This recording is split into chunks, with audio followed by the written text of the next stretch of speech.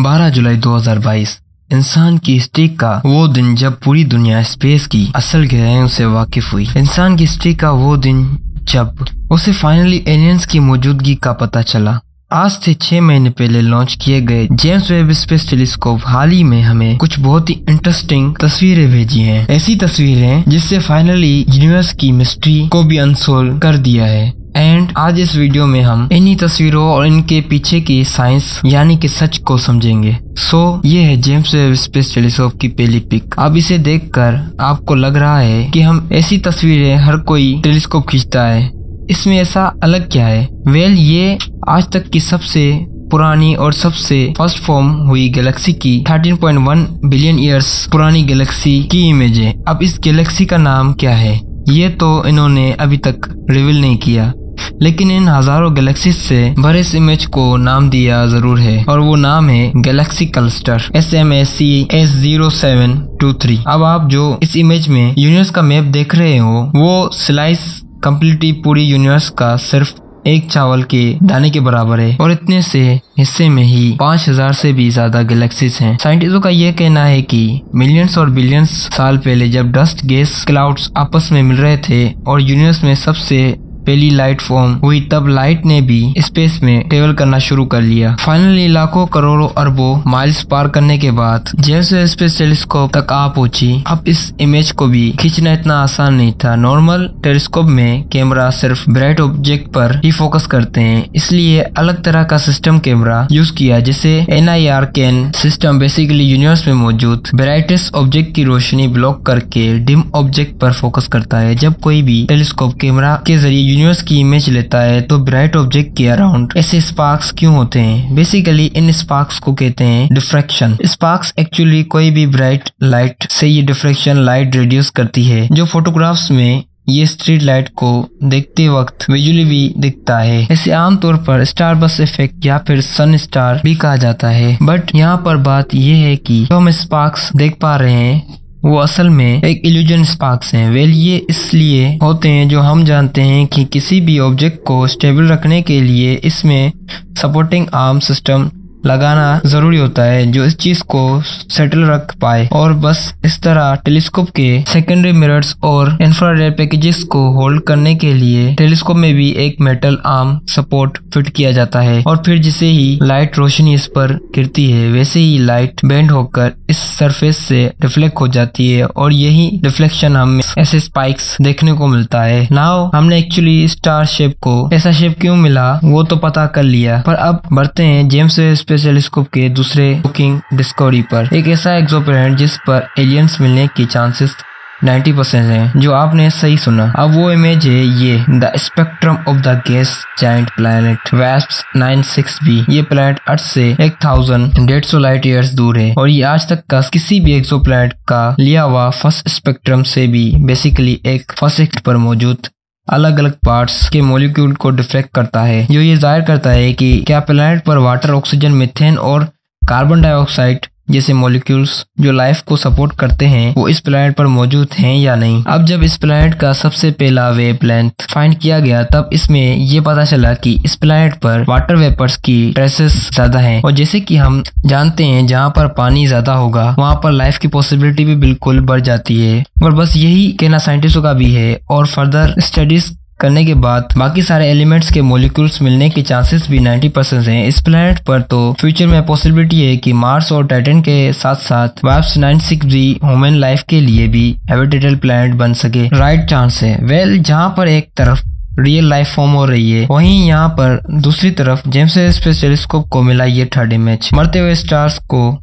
जाहिर करने वाला इमेज। आज से 2000 लाइट ईयर्स दूर अब मरते हुआ स्टार सुनकर काफी सारे लोगों को शौक लगा होगा, राइट? लेकिन यहाँ पर आप कुछ हद तक गलत हो। हर केस में ऐसा नहीं होता कि आमतौर पर ऑर्डिनरी स्टार जैसे हमारे सन अपने फाइनली इवॉल्व में पहुंचते हैं तो उसके बाद धीरे धीरे कई करोड़ों सालों तक अपने अंदर के मास को इंजेक्ट करने लगता है, और यही प्रोसेस हम यहाँ पर देख पा रहे हैं। इस इमेज में दिखाई दे रही हर एक लेयर ये रिप्रेजेंट करती है कि स्टार ने इस लेयर में इतना मास इंजेक्ट किया है जो स्टार से सबसे क्लोज है। इसका मोस्ट रिसेंट इंजेक्शन ये है। Now as we all know किसी भी ऑब्जेक्ट से रिफ्लेक्ट हुई लाइट को अर्थ तक पहुंचने में काफी सारे साल लग जाते हैं। तो इस हिसाब से ये स्टार व्हाइट ड्वार्फ में तब्दील हो चुका होगा और ऐसा ही कुछ हमारे सन के साथ भी 5 बिलियन साल बाद होने वाला है साइंटिस्टों के मुताबिक। लेकिन ऑफ कोर्स शायद इस वक्त तक अगर हम ह्यूमन स्पीशीज एडवांस बन जाएं तो हम किसी दूसरे अलग ही सोलर सिस्टम में अपने आप को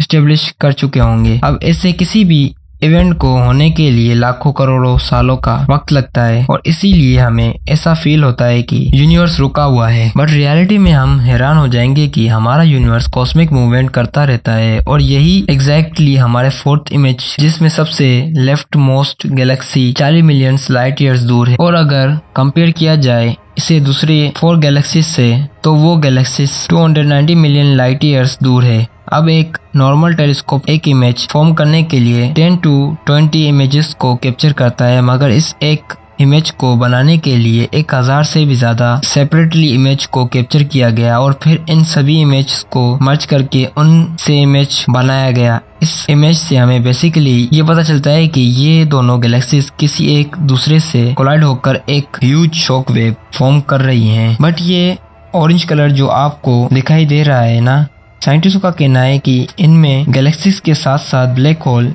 जिसका मास हमारे सन से 29 मिलियन टाइम्स ज्यादा है वो तक बड़े ही डिटेल्स में दिखाई दे रही हैं। और इन इमेजेस में हमने ब्लैक होल को ढूंढने की तो बड़ी कोशिश की मगर हमें नजर नहीं आया। पर अगर आपको नजर आ रहा है तो नीचे कमेंट सेक्शन में जरूर बताना। अब last James Webb space telescope ने हमें दिखाई स्टार की चाइल्डहुड की एक इमेज। एक्चुअली ये नेबुला में मौजूद एक गैसेस का एज है जो अराउंड 7 लाइट ईयर जितनी फैला हुआ है और ये विशाल क्लाउड्स बने हैं नेबुला से क्रिएट हुए हॉट आयोनाइज से गैसेस से। ये इमेज साफ साफ स्टार फॉर्मिंग रीजन को जाहिर कर रहा है और ये है जेम्स वेब स्पेस टेलीस्कोप के द्वारा निकाली गई एक और इमेज जिसे हबल टेलीस्कोप ऑलरेडी कैप्चर कर चुका था। बट ये काफी इंपॉर्टेंट इमेज है। दरअसल बात ये है कि डिस्टेंस गैलेक्सीज और यूनिवर्स के फॉर्मिंग की खोज की शुरुआत साल 1990 में हो गई थी, जिसके लिए हबल स्पेस टेलीस्कोप को लॉन्च किया गया था, जिसकी हेल्प से साइंटिस्टों को age of the universe, rate of the expansion के साथ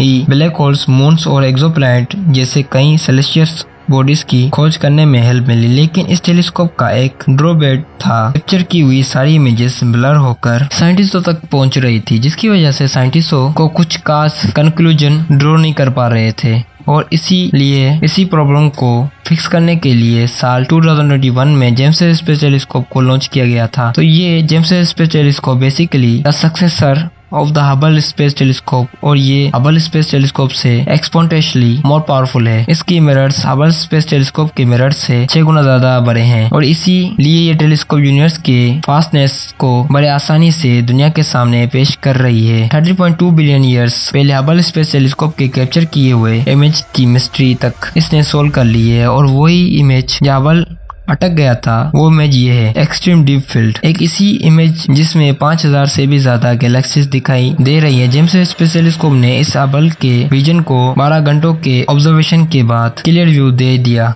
और इस पूरे इमेज के अंदर ये 13 बिलियन लाइट ईयर्स दूर GN-Z11 गैलेक्सी, अब नाम भले ड्रामेटिक ना हो पर ये एक अब तक की खोजी गई गैलेक्सीज में से सबसे ओल्डेस्ट गैलेक्सी है और डिस्टेंस गैलेक्सीज मानी जाती है, क्योंकि अगर साइंटिस्टों के हिसाब से यूनिवर्स की फॉर्मेशन की बात करें तो यूनिवर्स को फॉर्म हुए आज तकरीबन 13.8 बिलियन ईयर्स हो चुके हैं और GN-Z11 हमारे अर्थ से तकरीबन 13 बिलियन ईयर्स दूर है। अब नासा वालों ने तो बेसिकली इसका डिस्टेंस बता दिया, लेकिन कई साइंटिस्टों का ये तक मानना है कि ये 13 बिलियन ईयर्स नहीं बल्कि 13.2 बिलियन ईयर्स दूर है। And the reason the give कि जब तक इस गैलेक्सी की लाइट हम तक पहुंचती है तो यूनिवर्स के एक्सपेंशन की वजह से वो ज्यादा खिंच जाती है। तो इसीलिए एक साफ इमेज पाने के लिए साइंटिस्टों को रेडशिफ्ट पर नजर रखते हुए प्रोसेस करना होगा और इसी फेनोमेना की वजह से जेम्स वेब स्पेस टेलीस्कोप ने एक और इमेज कैप्चर की जो है 2 मास J1755404 प्लस 6551277। नाम